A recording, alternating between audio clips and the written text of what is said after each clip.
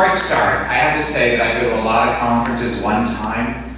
It's the only one I keep coming back to because I always learn so much here. And it's always such an exciting place to be. And second, when I first started doing presentations, we had 16 slide projectors to do it. I don't know if anybody's old enough to remember that, but when you would set up 16 slide projectors or more, or 32 or whatever to do it. So, quick thing about TTPM, we are the #1 reviewing website right now. We have over 150 million video views of our reviews this year.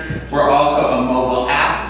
We review 5,000 products a year, more than 5,000 in these categories: toys, baby products, pet toys, video games, and kids electronics. So we see a lot of toys. We generate somewhere between 50 and 80 reviews a week. We have a team of 11 reviewers who are going at it night and day, hammer and tongs, and we see a lot of stuff. That doesn't even count the stuff we see at toy fairs around the world, and when we go to manufacturers, and we're already looking at product for 2016 for people.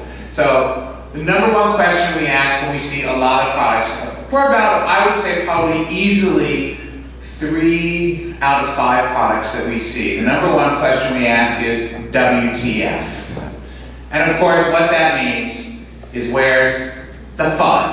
Because we are really seeing things that we walk out of meetings and we say, why? Why are you doing this toy? And it drives us crazy because it's not fun, and there's nothing childlike in it. There's no connection in it. So there are 3 big buzz killers in play, and this is my job. I get to be the wet blanket here at Customer Magic. There are 3 big things that we always see are killing fun and play right now. One is retail, and whether you're trying to get into the App Store or you're trying to get a product on the shelf, retail is driving the bus way too much. Retailers today are not retailers, they are not merchants, they are risk managers. And they have an aversion, almost an allergic reaction to anything that is new. They want to know where things fit in a planogram. And we see a lot of concepts that are actually a lot of fun, and they go, but the retailers don't know where to put it. And you go, okay, that's fine. But it's a great concept. What are you going to do about it? The same thing happens in the App Store, where it's a lot of crowding and a lot of how do you get in there? And the #1 question you have to ask is, who am I bumping off the shelf? I mean, you really have to ask that. What toy is or app is so engaging that the kid's going to put down one that they're playing with and pick up yours? And we don't see people asking that question a lot. The second thing that we see killing fun is research. And yes, you need to do research, you need to do play research, and it's less we see this in the app space than in toys, but by the time somebody gets to doing research on a toy, they have invested so many millions of dollars in something that they have to get a result. They have to get one result, and that result is a green light because there's a lot of people depending on it. But I will tell you from having observed behind the one-way glass that hyping up children on sugar and putting them in a room with one new toy is not going to give you a realistic view of whether or not a child is going to enjoy something. We will hear from things, some very sophisticated things. Kids loved it. We were at a company I won't name in East Aurora, New York, not too long ago, and they said, well, our research shows this, and we were going, but your research is wrong. And your research shows that because the marketplace decides it. I always think that it's kind of like you have to think of the market like in Toy Story. The market is the claw, and the claw decides. That's really, you have to think of it in that way, because the market, you have to get into the market. So your research has to be realistic. It has to be based in what's out there and what kids are really playing with and who kids really are. The third big buzzkill is regurgitation, and that means doing what somebody else did. And I talked about this a little bit yesterday. The biggest example is when Mattel came out with Ever After High, which has done very well. There was Fairy Tale High. There was something else. There were about 6 different fairy tale brands that were brought out last year. Each one hoping to capitalize on the millions of dollars Mattel was going to spend on Fairy Tale High and ride along on those coattails and make enough money to survive. That's a terrible killer of innovation, and it's not fun for kids. So, you can regrind the plastic and make something else, maybe, or, you can't even dump the product in Brazil anymore because Brazil is becoming a really strong toy market. So you can't just, redirect the container ship to South America, as you used to be able to do. So, things end up in landfills. They end up in landfills in Wisconsin because people have not done, their homework. So it's really problematic. So trying to be original is really important. So getting back to fun. Oh, this is my list of banned words. I never want to hear these again in a presentation. Brand legacy, brand DNA, psychographic modeling, K-Goy, deep dive, circular focus, curricular focus, brand imprinting, and edutainment. Every time I hear these, my blood runs cold because it means that somebody with an MBA has done a lot of research and has no connection to what a child is doing. That they are justifying to their management why this wretched piece of plastic is going to be moved into the marketplace. Because ultimately, these things are meaningless to kids. Kids don't even have the brain development to do this. Really, there's all of this talk about branding to children. And I will tell you, there is one brand that every 5-year-old loves, and that's it. That's the only brand that most 5-year-olds have a relationship with. And I exaggerate for a fact, there might be Gerber or things like that as well. But really, when you come down to it, kids do not behave as adults. As we've been hearing here, they don't have the brain development to behave as adults. They don't have the cognitive power. So stop trying to market to kids as though they're adults. So let's shift into what makes fun. First of all, understanding how kids perceive the world, really getting into that child's eye, that sense of wonder. For me, I still am a tourist in New York. I've lived in New York for over 30 years. I still walk around and go, oh my God, look at the light on that building. It's that sense of wonder and what's new in New York, or in the world, that's really important. Story and narrative are really important. Simplicity and accessibility. Stop over-engineering toys or things. There's so many things. I don't need 11 levels of curriculum. I need probably about 5 or whatever to keep the kid engaged. Things are over-engineered for kids because 30-year-olds and 20-year-olds think, oh, that's really cool, but they lose sight of the fact that what a 5-year-old or a 4-year-old thinks is cool. Surprise, magic, breaking rules, and wow. These are all things that are just amazing. I just saw the app we just saw with the slicing the fractions. That was a wow moment for me. That was a total wow moment because it was logical, but it was at the same time unexpected in the problem solving. And that's a really simple wow, which I loved. And putting the child at the center of experience. Everybody talks about tickle me on all of these toys, and you go, the child can turn it on, go get a sandwich, come back, and still the toy is doing what it was doing before. So there's no point for the child to be there. So I don't have time to go through all of these, though I'd love to. But let's start with story and narrative. What do all of these stories have in common?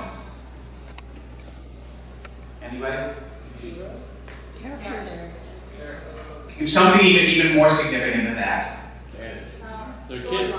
The kid. There's no mom and dad. We've gotten rid of the adults. We've gotten one way or another. We've gotten rid of the adults. Shirley Temple's mother gets run over carrying a cake. That's my favorite opening of a movie ever. And then, an hour later, she's tap dancing on an airplane. Elsa, of course, we've got, that Harry Potter, Simba, Max from Where the Wild Things Are, my favorite David Copperfield, even though he's got Mr. Micawber there, and of course, Narnia. All of these, what happens is, this is really putting the child at the center of the experience because they have gotten out of the way, and they have to solve these problems vicariously. It really is empowering to a child. And why do we love these fantasies? Because when mom and dad are in control of everything, it's eat your peas, do your homework, get in the minivan, go to practice. The fantasy of having superpowers is really very empowering.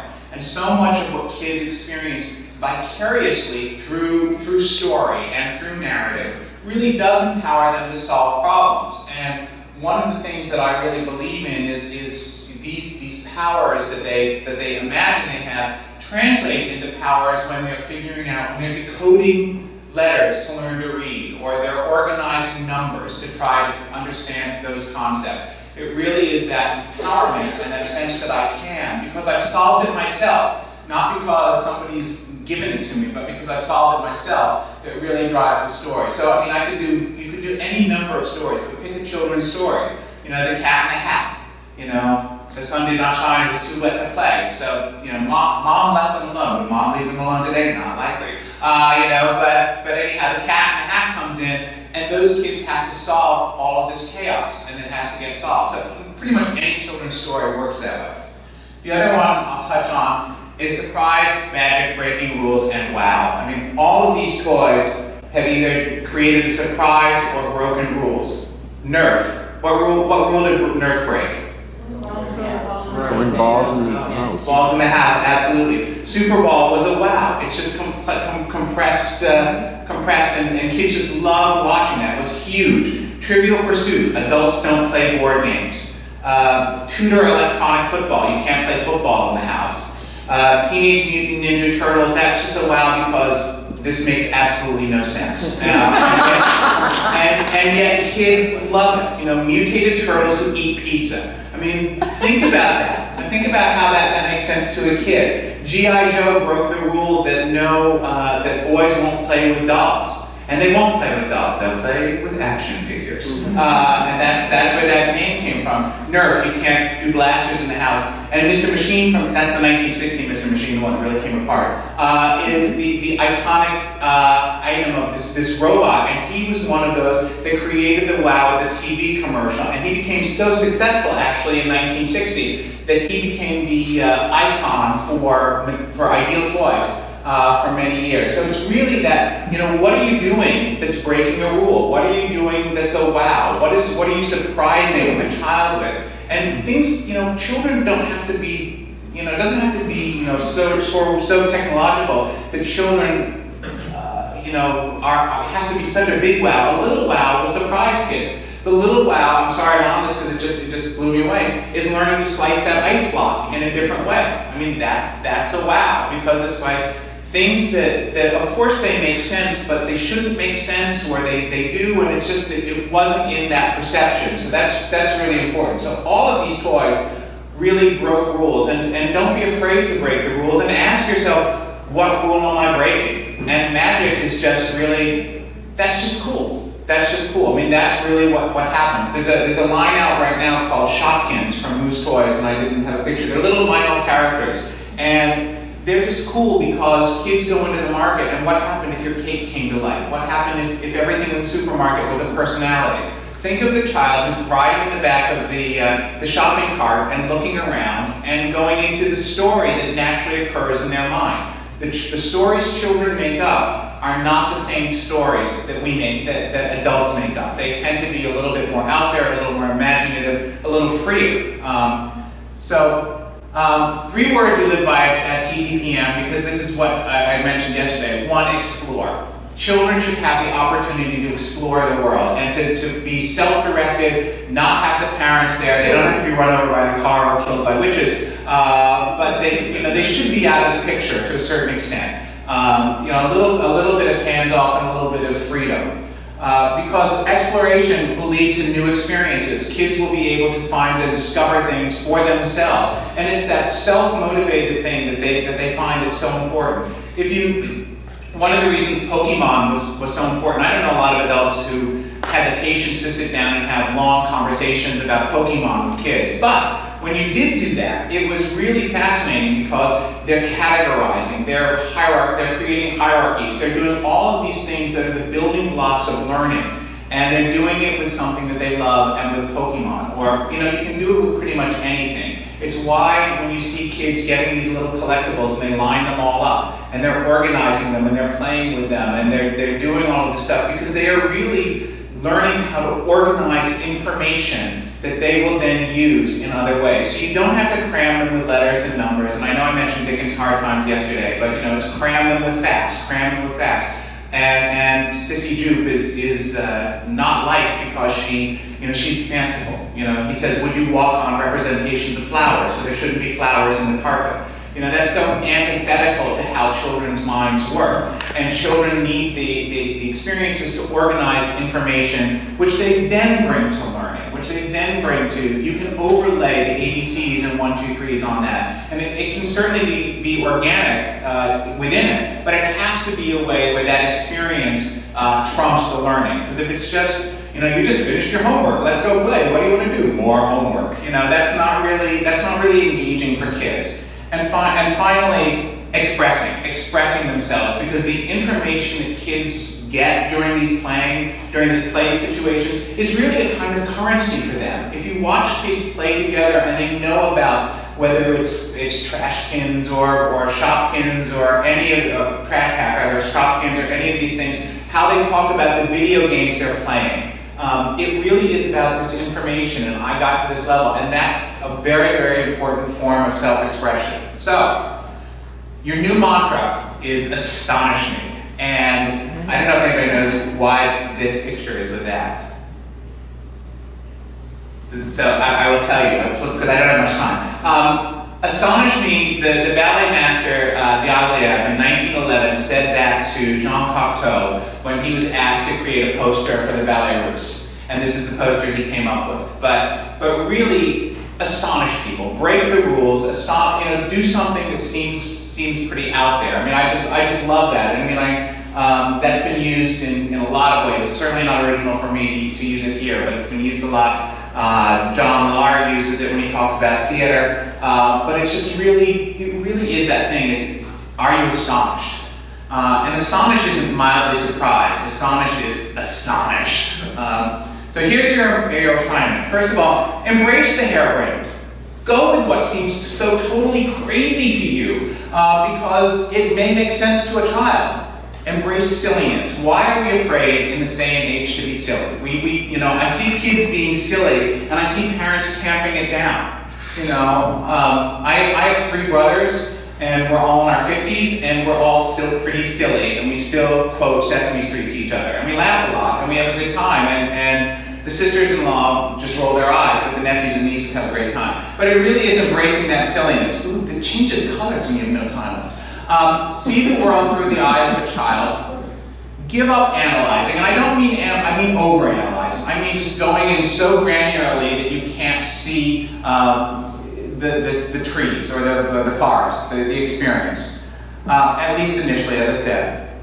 Act like you're going to be put in detention. That's really important. Just feel free to sort of go out there. I spent a lot of time in detention when I was a kid, but I did well academically. Get rid of the parents, get rid of that parental thing that says, oh, children shouldn't do that. Embrace the process, be both child and adult, and question everything. And this is really important. Drop it if it doesn't work. How often have you seen a child, playing with something, it doesn't work, they toss it aside with no judgment, with no fear, and they go on to the next thing. This is the number one thing that I think is killing innovation in the toy industry right now, is it's not working, and you keep doing it anyhow. So you'll never know what can happen when you do this. This is one of my favorite products of the year. This is the Street Hawk from Mattel. It's a flying RC car. It's the perfect marriage of technology, because the technology is easy to use right out of the box. This is 10 minutes out of the box with the batteries done. And it's really just, it's technology. Cars don't fly. Yes, they do. And they finally leverage the technology in a way that is really, really fun, and it's easy to use, and it is such a wow for kids. And it breaks the rule that cars don't fly. So finally, thank you, and go play.